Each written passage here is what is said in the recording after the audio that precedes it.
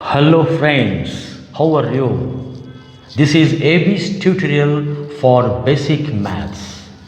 You all know basic maths includes arithmetic, algebra, mensuration, trigonometry, statistics and geometry up to 10th level.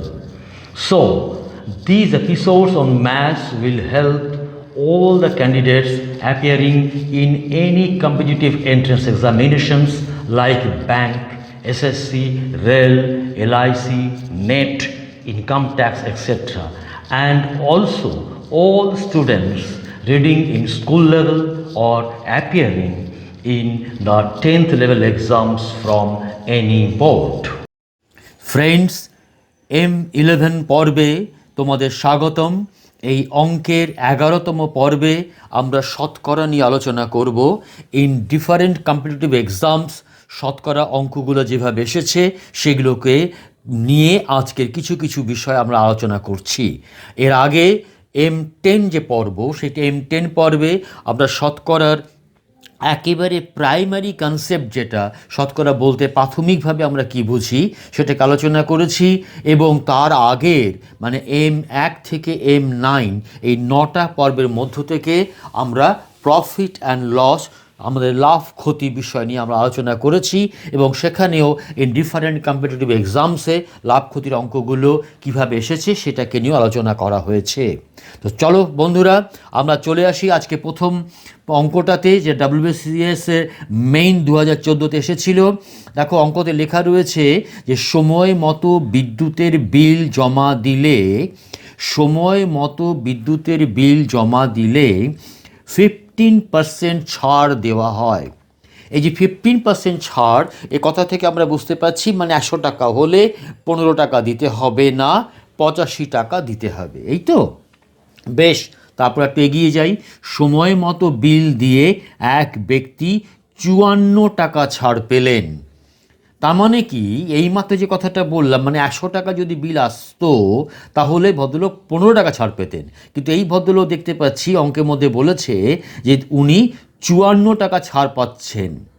তাহলে বিদ্যুতের বিলের পরিমাণ কত, প্রশ্নটা এসেছে। খুবই স্বাভাবিক, আমরা সহজেই করতে পারবো। দেখো সমাধানের মধ্যে লেখা রয়েছে যে 15 টাকা যখন ছাড় পাচ্ছি তখন বিল হচ্ছে 100 টাকা, তাহলে 1 টাকায় হবে 100/15, আর 54 টাকা ছাড় পাওয়া যাবে যখন বিল হবে 100/15 গুণ 54। কাটাকাটি যদি আমরা করি তা দেখো আমরা পেয়ে যাব 360 টাকা। তো দেখো বিষয়টা খুবই সহজ, কোনো জটিল নয়। চলে যাচ্ছি আমরা 2 নম্বর অঙ্কে। 2 নম্বর অঙ্কে তোমরা দেখতে পাচ্ছ, ওটা SSC CGL 2002তে এসেছিল। অঙ্কটা দেখো, এক্স হচ্ছে ওয়াই এর থেকে 10% কম। এই কথাগুলো না সঙ্গে সঙ্গে ভাবতে ভাবতে যাবে, তাহলে কম সময়ের মধ্যে করতে পারবে। তোমরা জানো যে আমি একটু আগেই বলেছিলাম যে আমাদের এইগুলো হচ্ছে কম্পিটিটিভ এক্সামসের যেমন, তেমনি 10th লেভেলের সব বোর্ডের অঙ্কের ক্ষেত্রেও তাই। বোর্ডের অঙ্ক করার ক্ষেত্রে আমাদের কি করতে হবে, আমাদের যে বিভিন্ন স্টেপসগুলো, যে পর্যায়গুলো, সেই ধাপগুলো যেটা বাংলায় আমরা বলি, সে প্রতিটি ধাপ আমাকে লিখতে হবে, স্টেটমেন্টগুলো লিখতে হবে। আর কম্পিটিটিভ এক্সামসে অ্যাজ মিনিমাম পসিবল টাইমে তোমাকে you have to solve this problems. In that case তুমি যখনই অঙ্কটা পড়বে, পড়তে পড়তে মনের মধ্যে অঙ্ক করতে করতে যাবে। যেমন আমরা বলছি যে এক্স হচ্ছে ওয়াই এর থেকে 10% কম। তো 10% কম মানেটা কি না, ওয়াইয়ের 90%, এবার আর কি বলা আছে, এবং ওয়াই হচ্ছে 125-এর থেকে 10% বেশি। তাহলে 125-এর থেকে 10% বেশি মানে 110%। তাহলে 125-এর দেখো সমাধানের মধ্যে দেখো রয়েছে ওয়াই ইজ ইকাল টু, তাহলে কি হলো না 125-এর 110, 10% বেশি, 110, 110/100 হয়ে গেল ওয়াই। এবার তাহলে এক্স কী হবে না, এক্স হবে ওয়াইয়ের থেকে 10% কম, তোমার 90%।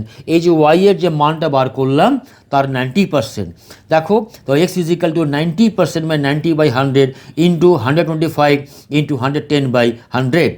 এই যে কথাটা দুটো স্টেপিংসে করেছি, এটা আমরা একদম শেষ যে স্টেপিংস ওটাতেই করে যেতে পারি একটু অভ্যেস থাকলেই।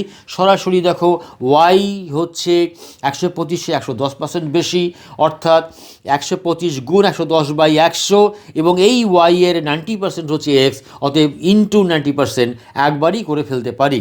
এবার কাটাকাটি করে দেখা যাচ্ছে 495/4 অর্থাৎ 123.75। চলে যাচ্ছি 3 নম্বর অঙ্কে।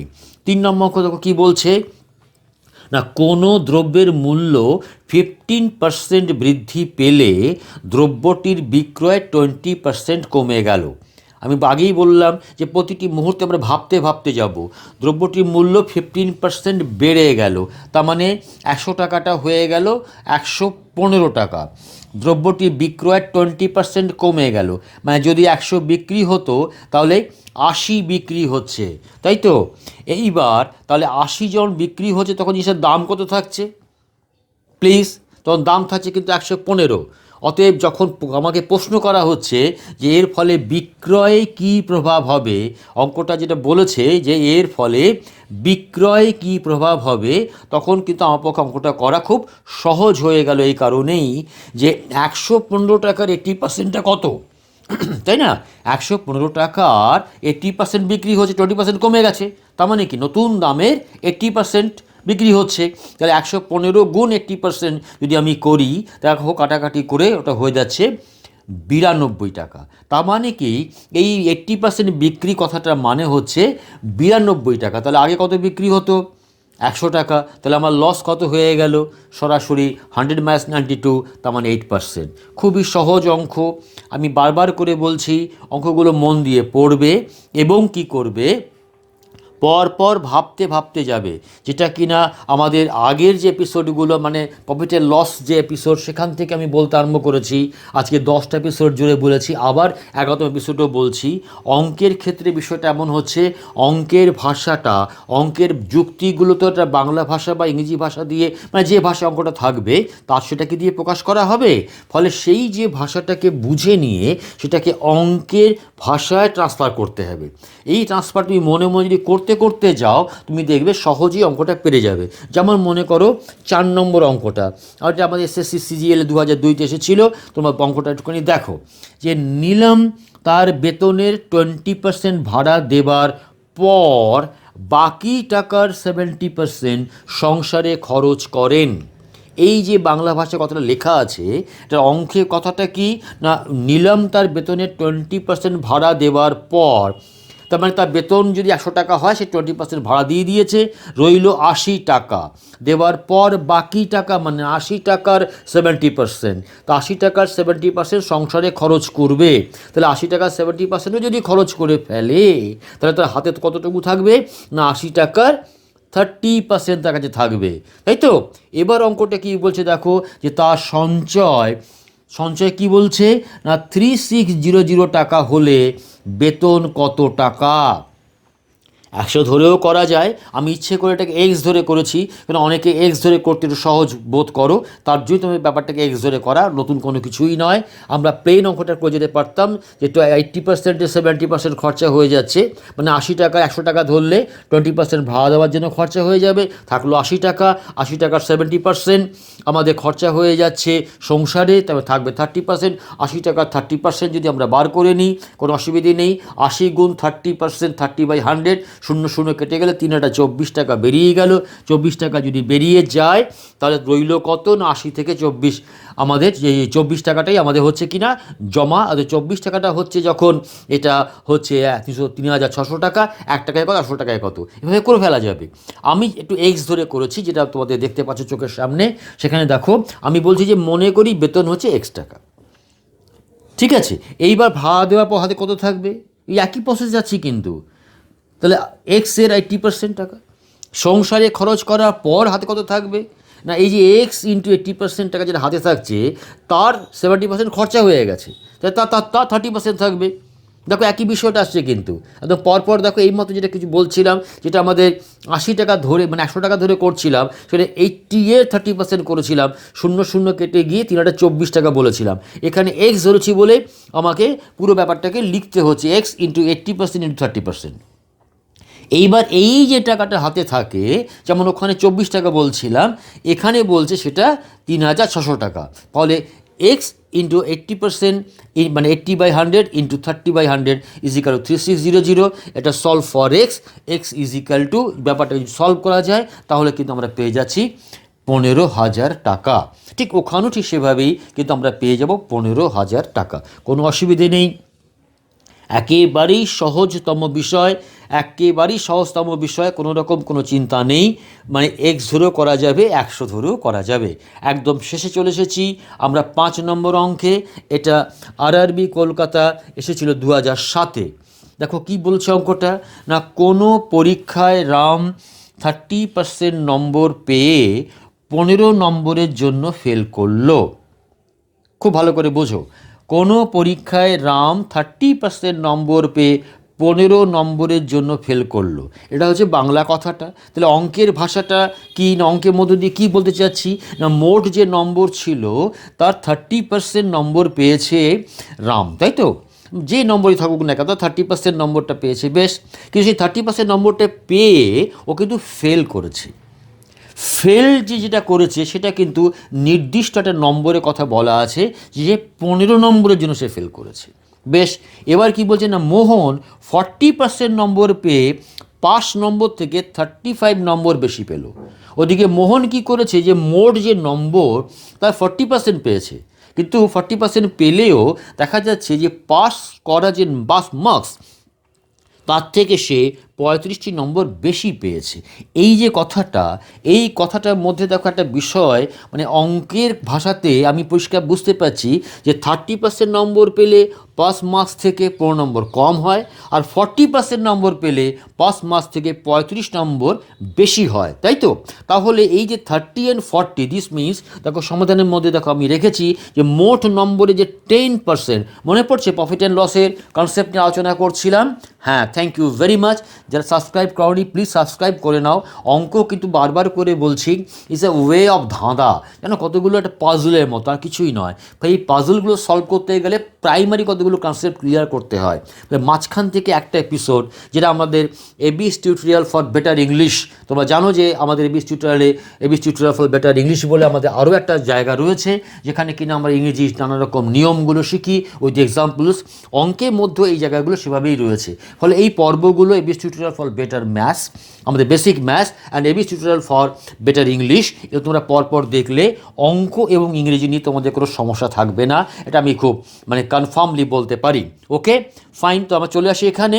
দেখো সেখানে প্রফিট অ্যান্ড লসে তোমরা আলোচনা করেছিলাম এই যে ডিফারেন্স, মানে 0 পয়েন্ট থেকে ব্যাক সাইডে যাওয়া, মনে পড়ছে যে ফেল করছে বা লস হচ্ছে, এত টাকা বেশি পেলে লাভ হতো, মনে পড়লো? Thank you very much. তা সেখানেও যে জিনিসটা করেছিলাম এখানেও ঠিক একই বিষয় প্রয়োগ করব, যে মোট নম্বরে 10%, এই যে 30 and 40, এই 10%টা হচ্ছে তাহলে 15 যোগ 35, তার মানে 50। এই 50টা নম্বর হচ্ছে মোট নম্বরে 10%। তো তা যদি হয়ে থাকে, আমাদের ঠিক আগের এপিসোডে M10 আমরা আলোচনা করেছিলাম, সেখান থেকে মোট নম্বর আমরা খুব সহজেই পেয়ে যাচ্ছি, যে মোট নম্বর তাহলে কত হচ্ছে, মোট নম্বর 100/10 × 50 মানে 500 নম্বর। তাহলে মোট নম্বর আমরা পেয়ে গেলাম, মোট নম্বর হচ্ছে আমাদের 500। এবার 5 নম্বরটা কী হবে, ওই যে রাম যেটা 30% নম্বর পেয়ে 15 নম্বরের জন্য ফেল করেছিল, তার মানে কি মোট নম্বরে 30% নম্বর থেকে 15 নম্বর বেশি হবে। অতএব মোট নম্বরে 30% করলাম, 500 গুণ 30% মানে 500 গুণ 30/100, এবং তার সঙ্গে 15 নম্বর যোগ করে দিলাম, তার মানে বেরোলো 165। So 165 is the pass marks. অনেক সময় তাড়াহুড়ো করতে গিয়ে কি হয়, আমরা এখানেই অঙ্কটাকে ছেড়ে দেব। সরি, দেখো অঙ্কটা এখানে ছাড়লে চলবে না, কেননা অঙ্ক প্রশ্ন করা আছে যে পরীক্ষায় পাস নম্বর শতকরা কত, মানে এটাকে আমাকে পার্সেন্টেজ বার করতে হবে। এর আগের এপিসোডে সেটা আমরা শিখেছি।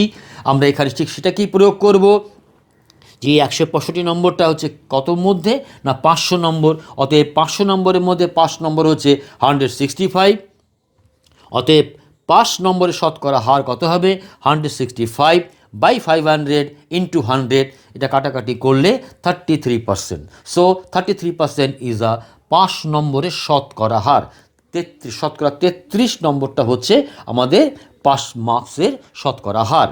সো ফ্রেন্ডস, আমরা এর পরের যে পর্যায়ে আসবে সেখানেও আমরা শতকরার in competitive exam, different exam, competitive এক্সামসে যে শতকরা অঙ্কগুলো আছে সেগুলোকে নিয়ে আলোচনা করব। এবং একটু আগে তোমাদের যেটা আমি বললাম যে এবিস টিউটোরিয়াল ফর বেটার ইংলিশ এবং এবিস টিউটোরিয়াল ফর বেসিক ম্যাথস, এই এবিস টিউটোরিয়ালের দুটো বিষয় নিয়ে আমরা আলোচনা করছি।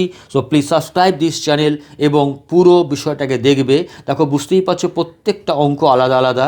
আমি বেছে বেছে সেই অঙ্কগুলোকে আনার চেষ্টা করছি যে এক একটা অঙ্ক যেন তোমাদের এক একটা চরিত্রের যে ভুল বা ভুলও বলবো না, মানে একটু অসুবিধে যে জায়গাটা, সেই জায়গাটাকে একটু অ্যাড্রেস করতে পারে, জায়গাটা নিয়ে একটুখানি আমরা আলোচনা করতে পারি এবং সেটাকে সলভ করতে পারি। সো ফ্রেন্ডস, বাই, ভালো থেকো।